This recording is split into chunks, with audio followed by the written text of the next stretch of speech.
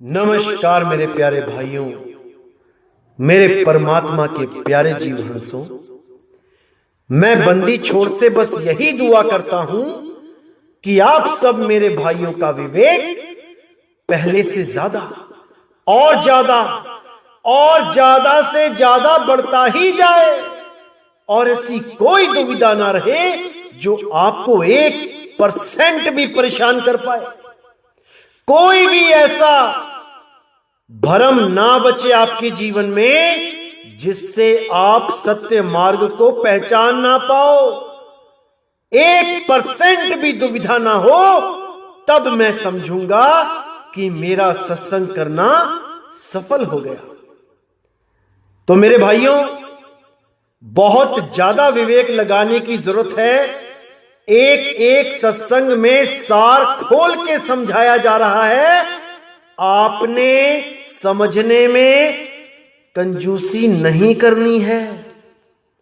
नहीं समझ में आता है 10 बार सुनो, इतनी बार सुनो कि वो अपने आप दिमाग में फिट होता चला जाए।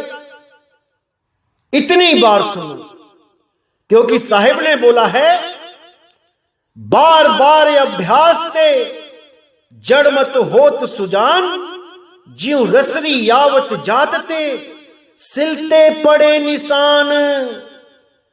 कि अगर पनघट पे आप देखोगे जाके, वहां पर पत्थरों में भी निशान पड़े होते हैं, 1-1, 1.5 इंची के। कौन कर गया वो निशान पत्थरों पे?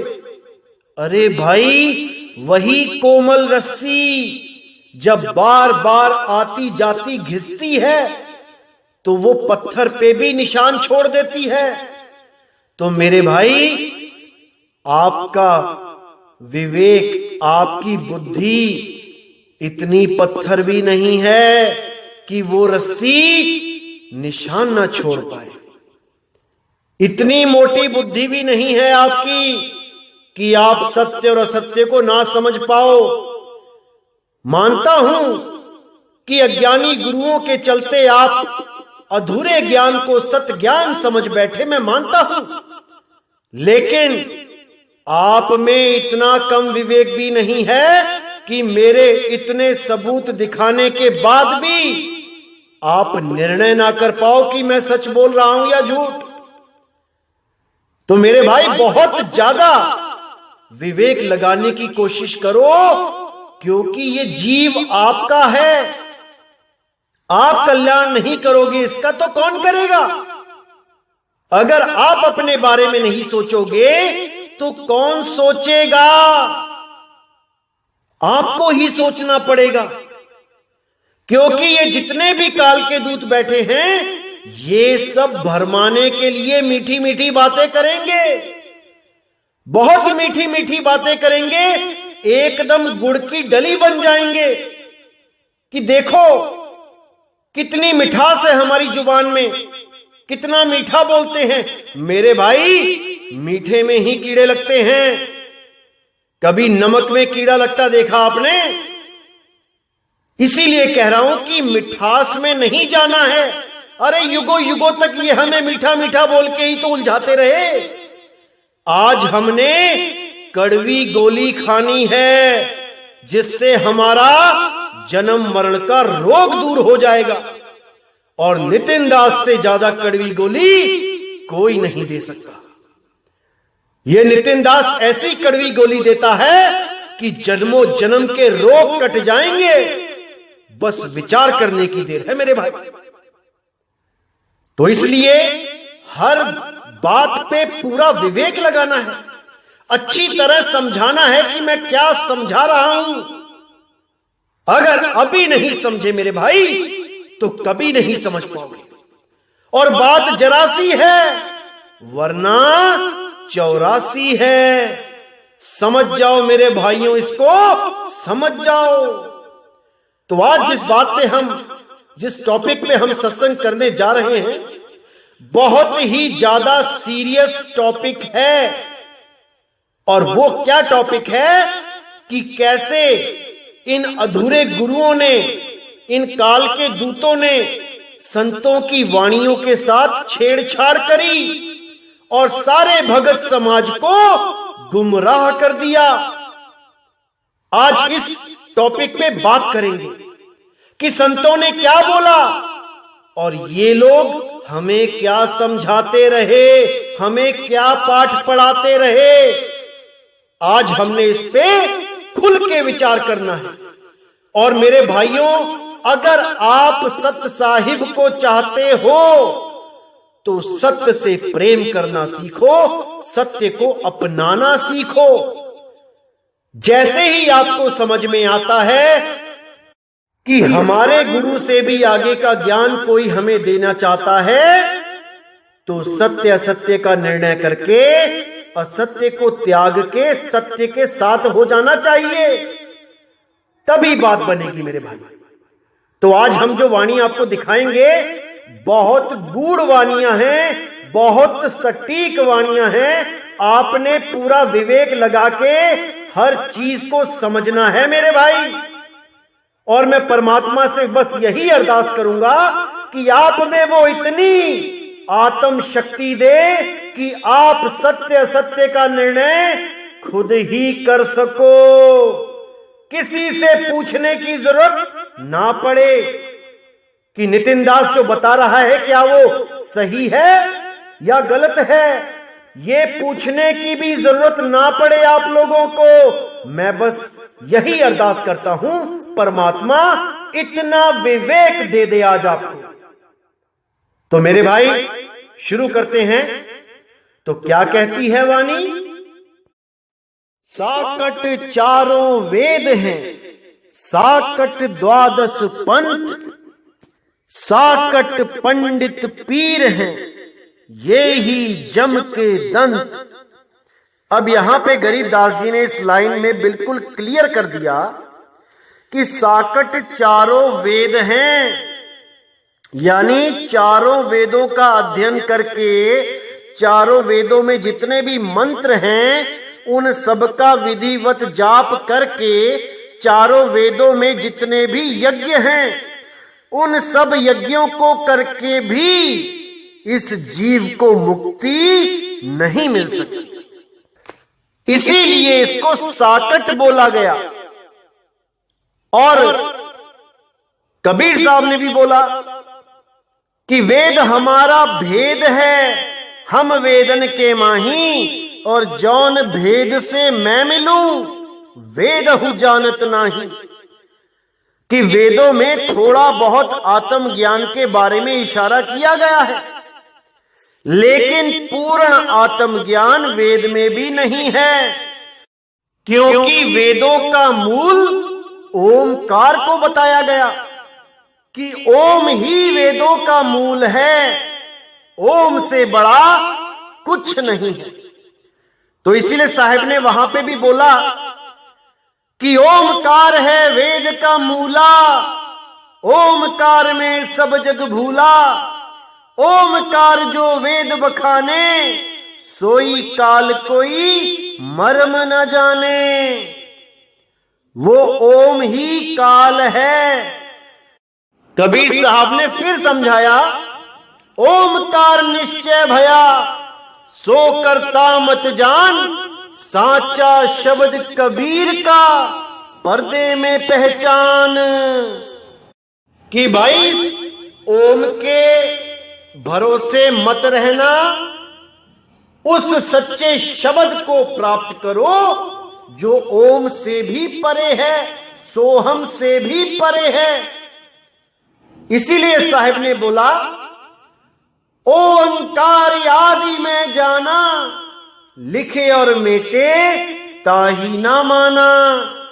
जो लिखने और मेटने में जितने भी अक्षर आ जाते हैं, शब्द आ जाते हैं, मैं उनको नहीं मानता हूं।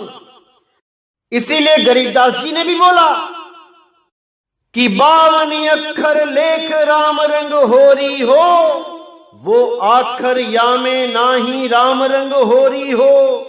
कागज कलम कलेस राम रंग होरी हो, वो रहे शेष का शेष राम रंग होरी हो। कि कागज कलम कलेश, जितने भी अक्षर कागज और कलम के द्वारा लिखे जाते हैं वो सब कलेश है, कलेश। और वो जो अक्षर है उसको ना तो कोई लिख सकता है और ना ही कोई मिटा सकता है। इसलिए बोला वो रहे शेष का शेष, राम रंग होरी हो, वो हमेशा हमेशा सलामत है, उसको कोई काट नहीं सकता, उसको कोई जला नहीं सकता, उसको कोई मिटा नहीं सकता। उस आदि अक्षर के बारे में सब संतों ने हमें इशारा किया है। लेकिन आज के संत हमें क्या देते हैं? केवल 52 अक्षरों का जाल। उन्हीं 52 अक्षरों में उलझ उलझ के एक दूसरे से वैर विरोध करके लड़ झगड़ के काल के मुंह में चले जाते हैं। तो मेरे भाई पूरा विवेक लगाना है, ये जन्म बर्बाद नहीं करना है, नहीं करना है। तो कहते हैं साकट चारों वेद है, साकट 12 पंथ। ये जो 12 पंथ चल रहे हैं ये साकट ही है। साकट क्यों है? क्योंकि वहां पर भक्ति तो की जा रही है लेकिन 52 अक्षरों की, और उन 52 अक्षरों से एक भी जीव की मुक्ति नहीं होगी। सबके सब वापस 84 में आ जाएंगे। तो यहां बिल्कुल क्लियर कर दिया, साकट चारों वेद हैं, साकट 12 पंथ। 12 पंथ में मैंने बताया था जो 12वां पंथ है गरीबदास जी महाराज जी का है, जिसमें आज केवल और केवल 52 अक्षरों का नाम ही दिया जाता है। कहीं ओम नमः शिवाय, कहीं ओम नमो भगवते वासुदेवाय, कहीं ओम का जाप, श्वासों में ओम सोहम का जाप, कहीं ओम कलियम हरियम शरियम। यही 52 अक्षरों का जाल फैला दिया गया है 12 पंथों में। ये काल निरंजन बहुत शातिर है, हर पंथ में इसने 52 अक्षरों का जाल बिछा दिया है। अब इन्हीं 52 से निकलना है, तभी आपको पूर्ण मुक्ति मिलेगी, अन्यथा भक्ति करने के बाद भी वापस आना पड़ेगा। इसीलिए कबीर साहब ने बोला, जो नर पड़े 52 के फेरा, सो नर जानो काल के चेरा। जब 52 का टूटे डोरा, सहजे छूटे काल झकोरा। फिर नहीं आए फिर नहीं जाए, सार शब्द में रहे समाये। वो सार शब्द में ये सूरत सदा सदा के लिए समा जाती है, इसका जन्म और मरण खत्म हो जाता है। तो अब देखिए सबसे आखिरी लाइन में कितना क्लियर बताया गया है, कहां गौड़ देश, कहां गायत्री जाप, साखी बड़ों की शोध कर, बंधे मोटे पाप। यहां पर जो गॉड है, ये गॉड क्या होता है? गॉड एक ब्राह्मणों की जाति है जो हमारे ही देश में रहते हैं। ये ब्राह्मण वेदों के अनुसार चलते हैं और पुराणों को भी और शास्त्रों को भी मानकर अपनी भक्ति साधना करते हैं और गायत्री मंत्र को भी बहुत ज्यादा अहमियत देते हैं। तो उन्हीं के बारे में गरीबदास जी अपनी वाणी में बोलते हैं कि उस नी अक्षर परमात्मा के आगे, हे ब्राह्मणों, तुम्हारे ये वेद पुराण गीता ये गायत्री मंत्र कहां टिकेंगे? यहां पे कहां लिखा, कहां? जैसे हम कहते हैं, अरे भाई मेरे सामने तू कहां टिकेगा, या हम कहते हैं कि उस देश के आगे वो कहां टिक पाएगा। यानी दोनों में समानता बताई जा रही है कि एक बहुत ऊपर है और एक उसके सामने नहीं टिक पाएगा। इसलिए कहां का यूज किया जाता है, शब्द कहां लगाया जाता है बीच में। तो अब हंस मुनि दूत ने कितनी चालाकी से इस कहां शब्द को कह बना दिया और वाणी का अर्थ का अनर्थ कर दिया। आइए दिखाते हैं आपको हंस मुनि दूत की चालाकी, कैसे भगत समाज को उसने भ्रमित कर दिया। आप आज पढ़े लिखे हैं, आज आप सत्य सत्य का निर्णय कर सकते हैं। पूरी खोज कर लो, सबूत मैं साथ में भेज रहा हूं। इस सबूत पे यकीन ना आए तो एप्लीकेशन डाउनलोड करो, गरीबदास जी की वाणी डाउनलोड करो और मिलाओ, मैच कराओ, देखो कहां पे मिलावट की गई है। क्योंकि जन्म एक है मेरे भाई, ये बार बार नहीं मिलेगा। इसी जन्म में सत्य सत्य का निर्णय करना है। बिल्कुल पक्षपात मत करना, सत्य का साथ देना, क्योंकि सत्य ही साहिब है। तो साहिब कहते हैं, जान बूझ साची तजे, करे झूठ से ने, ताकि संगत हे प्रभु स्वप्न में भी ना दे। जो जानबूझ के सत्य को किनारे कर देते हैं, सत्य को नहीं मानते हैं, पता भी होता है कि भाई हम झूठे पड़ चुके हैं, फिर भी सत्य को नहीं स्वीकार करते, उन लोगों की संगत हे प्रभु सपने में भी मत देना।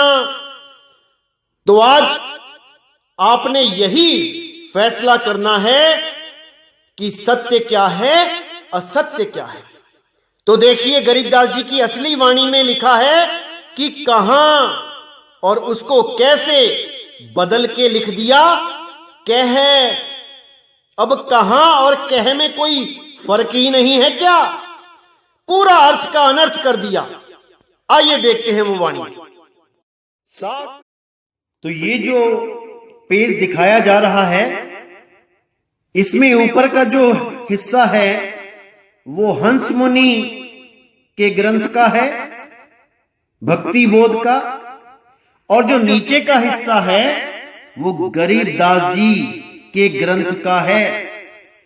ये दोनों ही 12वें पंथ के हैं, लेकिन जो 12वें पंथ में कालदूत हंस मुनि था, जिसने वाणियों में भी उलटफेर किया, उसको आप बड़े आराम से समझ सकते हो कि कैसे उसने भ्रमित किया लोगों को। देखिए क्या लिखा है, गरीब सतगुरु के लक्षण कहूं, मधुरे बैन विनोद, 4 वेद षट शास्त्र, कह 18 बोध। अब यहां पे इन्होंने कर दिया कह 18 बोध, और इनके ही भगत कई जगह बोलते हैं कहे 18 बोध, यानी कि सतगुरु वो है जो 4 वेद षट शास्त्र 18 पुराण का ज्ञान बताए, कहे, जबकि ऐसा बिल्कुल नहीं है। देखिए गरीबदास जी की वाणी में क्या लिखा है, गरीब सतगुरु के लक्षण कहूं, मधुरे बैन विनोद, 4 वेद षट शास्त्र, कहां 18 बोध। अब यहां पे कहां लिखा है, कहां, कि उस सतगुरु के लक्षण के आगे ये 4 वेद 6 शास्त्र 18 बोध कहां स्टैंड करते हैं, ये उसके सामने कहां टिक पाएंगे, क्योंकि वो मधुरे बैन विनोद, वो मधुर है, वो विनोद यानी परम आनंद है, वो अमृत है। उसके आगे ये 4 वेद 6 शास्त्र 18 पुराण, उसका मुकाबला कहां कर पाएंगे। तो यहां जो लिखा है कहां 18 बोध, इन्होंने चालाकी से वाणी को बदल के कहे 18 बोध कर दिया। तो मेरे भाइयों, ये बहुत बड़ा षड्यंत्र था गरीबदास जी महाराज की वाणी के साथ हेर फेर करने का, फेर बदल करने का। लेकिन आप मेरा भक्त समाज पढ़ा लिखा है, अच्छी तरह समझ लो, अच्छी तरह देख लो, क्रॉस चेक कर लो, तब मेरी बात को मानना कि यहां पर कैसे मिलावट की गई है, केवल आपको भ्रमित करने के लिए। जबकि सतगुरु कौन होता है? सोई गुरु पूरा कहावे, जो दो अक्षर का भेद बतावे, एक छुड़ावे एक लखावे, तब प्राणी निज घर को जावे। ऐसा गुरु ढूंढो जो एक छुड़ावे, ये 52 अक्षरों का सारा ज्ञान छुड़वा दे, ये सारे तंत्र मंत्र जंत्र छुड़वा दे, ये सारे जप तप नित नेम व्रत छुड़वा दे। और क्या लखाए? वो आदि नाम को लखाए, वो निज नाम को लखाए, वो अकह नाम, अडोल नाम, अबोल नाम को लखाए, तब बात बनेगी मेरे भाई। नहीं तो यही धक्के खाने पड़ेंगे, बार बार मां के गर्भ में जाना पड़ेगा। इसलिए मेरे भाई, अगर अपना कल्याण चाहते हो तो पूरा विवेक जगा के इन सत्संग का पूरा लाभ उठाओ। ये बार बार नहीं मिलेंगे। चारों युगों में केवल यही समय निर्धारित किया जाता है 5505 के बाद, जब इस ब्रह्मांड में सत्य का डंका बजता है और पूरे विश्व में एक झंडा होता है। ये वही समय आ चुका है मेरे भाई। 2020 ही वो निश्चित समय है जिसके लिए हर संत ने संकेत दिए हैं। अब आपने क्या करना है? केवल सत्य और असत्य का निर्णय करना है, फैसला करना है, इसको समझना है कि कौन आपका भला चाहता है और कौन आपके जीवन के साथ खिलवाड़ कर रहा है। ये आपको ही फैसला करना है, कोई नहीं आएगा बताने, ये आपको ही करना है। तो कबीर साहब ने भी बोला वेदों के लिए कि कबीर वेद पढ़े पर भेद ना जाने, बाचे पुराण 18, जड़ को अंधे पत्ते खवावे, भूल गए सिरजनहारा। कि उस परमात्मा को उसका भेद ना होने के कारण हम क्या करते रहे? वेद पुराण शास्त्र यही पढ़ के सोचते रहे कि हमें मुक्ति मिल जाएगी। वेदों में प्रमाणित मंत्रों के जाप को जपते रहे, सोचते रहे कि मुक्ति मिल जाएगी। तो साहिब कहते हैं बिना भेद के वो मुक्ति नहीं मिलेगी। जब तक शब्द का भेद नहीं मिला वो मुक्ति नहीं मिलेगी। जड़ को अंधे पत्ते खवावे, जड़ मूर्तियों को फूल पत्ते चढ़ाते रहे और उस परमपिता परमात्मा जो सर्वदा नित्य चेतन सनातन है उसको हम जान नहीं पाए, केवल भेदी गुरु ना होने के कारण। इसलिए साहिब ने बोला है कि गुरु करो, गुरु बनाओ, ऐसा गुरु बनाओ जो इन 52 अक्षरों के सब ग्रंथों से, तंत्रों से, मंत्रों से, सबसे छुटकारा दिला दे और उस आदि अक्षर परम चैतन्य से हमारी सुरती को जोड़ दे। बस फिर समझ लो कि काम बन जाएगा। इन्हीं वेदों के लिए गुरु ग्रंथ साहब में भी बोला गया, वेद कतेब सिमरत सब शासत, इन पढ़ मुक्त न हुई, एक अक्षर जो गुरुमुख जापे, तिसकी निर्मल सोई। वो एक अक्षर जो उस एक अक्षर को जान जाएगा वो वेद पुराण गीता भागवत से परे हो जाएगा और उस एक अक्षर में सदा सदा उसकी सुरती रमण करेगी, उसमें टिक जाएगी और वो हमेशा के लिए मुक्त हो जाएगा। उसी एक अक्षर को आदि अक्षर कहते हैं। वही एक अक्षर के द्वारा आपकी मुक्ति होनी है। एक छुड़ाए एक लखाए, वही एक अक्षर की बात हो रही है यहां पे भी। तो मेरे भाइयों, इसको अच्छी तरह समझ जाना है। उस एक अक्षर के बिना बात नहीं बनेगी, उस एक अक्षर को जानना ही पड़ेगा। तो आगे देखिए क्या बोला गया है। तो देखेंगे कि आगे भी कितनी मिलावट की गई है। मैं केवल जो मिलावट है उसको हाईलाइट किया हुआ है मैंने, उसके बारे में बता देता हूं।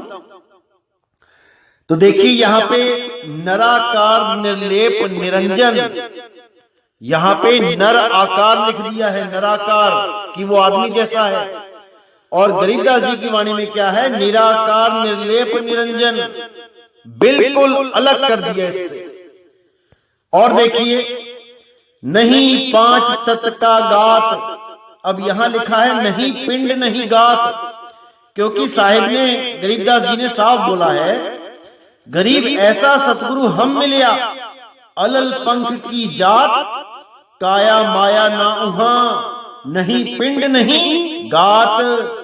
कि मैं उस देश की बात कर रहा हूं जहां अलल पंख से जाया जाता है, वो विहंगम चाल है, और वहां पे काया माया नहीं है। काया यानी शरीर, माया यानी जो जितना भी मायावी जो चीजें दिख रही हैं आपको, मकान दुकान भाई बहन, ये कुछ नहीं है वहां पे। नहीं पिंड नहीं गात, वहां पर कोई पिंड भी नहीं है जो शरीर है। तो यहां पे बिल्कुल उल्टा कर दिया इन्होंने, नहीं पांच तत्व का गात। देखो और देखिए, अब यहां पे गरीबदास जी कहते हैं योग युगति जगदीश दे, यानी योग युगति, एक ऐसी जुगत दे दे कि हमारा योग हो जाए, हमारा मालिक से मिलन हो जाए, हम योगी हो जाएं। तो इन्होंने साथ में स्वास्थ्य भी जोड़ दिया। क्यों? क्योंकि लोगों को लालच देना था कि मंत्र जपोगे तो स्वास्थ्य भी मिलेगा, तो वाणी के साथ ही खिलवाड़ कर दिया। यहां क्या लिख दिया, योग युगति स्वास्थ्य जगदीश दे। तो ऐसे मिलावट की है इन लोगों ने। और देखिए यहां पे लिखा है निराकार निर्विषम काल जाल भय भंजनम, और गरीबदास जी ने क्या लिखा है, निराकार निर्विषम। जहां पे उन्होंने निराकार लिखा, इन्होंने उठा के नराकार कर दिया। आगे देखिए यहां लिखा है बिन चिस्मयों, और ऊपर क्या लिख दिया, दिव्य चिस्मयों। अब नीचे लिखा है गरीबदास जी ने बिन श्रवण सुनि धुन है, यानी बिना कानों के वो धुन सुनाई देगी, और इन्होंने लिख दिया निज श्रवण सुन धुन है। बिल्कुल मिलावट। अब गरीबदास जी ने लिखा रूप रेख नहीं रंग, और इन्होंने लिख दिया नर रूप सेत रंग। देखो कैसे मिलावट की हुई है। अब और देखिए यहां लिखा है बिन मुख बाणी गावही, यानी बिना मुख के वो बाणी है, वो अक्षर बिना मुख के है, बोला नहीं जा सकता। इन्होंने लिख दिया निज मुख बाणी गावही, कि अपने मुख से वो बाणी गाई जाएगी। तो ऐसे मिलावट की इन लोगों ने। तो और कितना बताऊं मैं इस हंस मुनि कालदूत के बारे में। इतनी मिलावट तो किसी ने भी नहीं की जितनी मिलावट इन लोगों ने कर दी है। और कहते हैं कि रंभदूत के वंशज हम हैं। अरे भाई, अपने गिरेबान में झांक के देखो, क्या दिखा रहे हो समाज को, क्या बता रहे हो समाज को। सारी की सारी मिलावट। इसीलिए बोल रहा हूं मेरे भाइयों, पूरा विवेक लगाना है, हर चीज को समझना है। कोई आपको मूर्ख नहीं बना सकता जब तक आप स्वयं ना बनना चाहो। आज जो सत्संग आपने सुना है, इसका पूरा निष्कर्ष निकालो, पूछो इन लोगों से इस मिलावट के बारे में, देख लेना जवाब नहीं आएगा। गोलमोल बातें करके इसको टालेंगे, जवाब नहीं देंगे। जरूर पूछना मेरे भाइयों, जरूर पूछना, क्योंकि बात सत्य और असत्य की है, पंथा पंथी की नहीं है। यहां पे बात सत्य सत्य की है। तो मेरे भाइयों, पूरा विवेक जगा के रखना है, कोई भी आपको लूट के ना चला जाए। मैं बस यही मालिक से दुआ करता हूं कि इसी जन्म में आपको जन्म मरण से मुक्ति मिल जाए। बस मेरे दिल की यही अरदास है और इस दास को आपसे कुछ नहीं चाहिए। बस आप विवेकी बने और किसी के भी जाल में ना उलझे। आपको स्वयं पे इतना विश्वास होना चाहिए जितना आप परमात्मा पे विश्वास करते हैं। तो इसी के साथ मेरे भाइयों मुझे विदा करें और अगला सत्संग बहुत जल्दी आएगा। और आपसे मैं ये बताना चाहूंगा कि आप कहीं पर भी YouTube पर हमारे खिलाफ कोई भी चैनल देखते हैं या सुनते हैं तो मुझे जरूर लिंक भेज दिया करें, ताकि मैं आने वाले सत्संगों में हर चीज क्लियर करता चला जाऊं। ऐसी कोई चीज भी आपके दिमाग में नहीं रहेगी जो आपको भ्रमित कर पाए। आपका ये भाई आपके साथ खड़ा है, सदा सदा अंग संग खड़ा है। आप विश्वास करना, एक भी ऐसी चीज नहीं बचेगी जो मैं क्लियर नहीं करूंगा। बस मुझे संकेत देते रहना कि कौन सा चैनल हमारे खिलाफ बोल रहा है, लोगों को भ्रमित कर रहा है, परमात्मा के जीवों को उलझा रहा है। बस मुझे संकेत कर देना, उसके सारे भेद खोल दिए जाएंगे। आप बिल्कुल चिंता मत करना। तो इसी के साथ मेरे भाइयों मुझे विदा करें। जय गुरु बंदी छोड़ वैराग साहिब, जय गुरु बंदी छोड़ साधु शरण साहिब, जय गुरु बंदी छोड़ बाबा नानक देव, बाबा गुरु अंगद देव साहिब, बाबा बुल्ले शाह, बाबा धर्मदास साहिब, बाबा रविदास जी महाराज, बाबा पलटू साहिब, मेरे सभी संत। जय जय सतगुरु बंदी छोड़ सतगुरु सत्य कबीर साहिब की सदा ही जय हो, सदा ही जय हो। मेरे मालिक की साहिब बंदगी सतनाम।